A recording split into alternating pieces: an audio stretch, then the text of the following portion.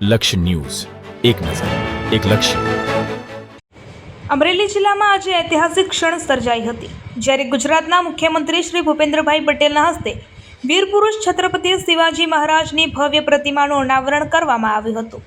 આ પ્રસંગે મોટી સંખ્યામાં સ્થાનિક આગેવાનો, કાર્યકરો, નાગરિકો ઉપસ્થિત રહ્યા હતા. આ કાર્યક્રમ દરમિયાન મુખ્યમંત્રી શ્રી દ્વારા જનસેવાને વધુ મજબૂત બનાવવા માટે નવી એમ્બ્યુલન્સનું પણ લોકાર્પણ કરવામાં આવ્યું હતું, જેનાથી આરોગ્ય સેવાઓમાં વધારો થશે અને તાત્કાલિક સારવાર વધુ ઝડપી બની શકશે.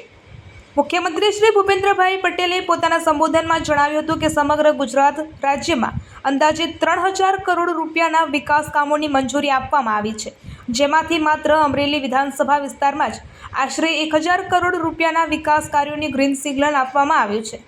આ વિકાસ કાર્યોમાં માર્ગ, મકાન, આરોગ્ય, શિક્ષણ સહિતના વિવિધ ક્ષેત્રોને આવરી લેવામાં આવ્યા છે, જેનાથી વિસ્તારના સર્વાંગી વિકાસને નવી દિશા મળશે. આ સમગ્ર કાર્યક્રમ ઉત્સાહ અને ગૌરવની લાગણી સાથે પૂર્ણ થયો હતો. રિપોર્ટર ટીનુભાઈ લલિયા.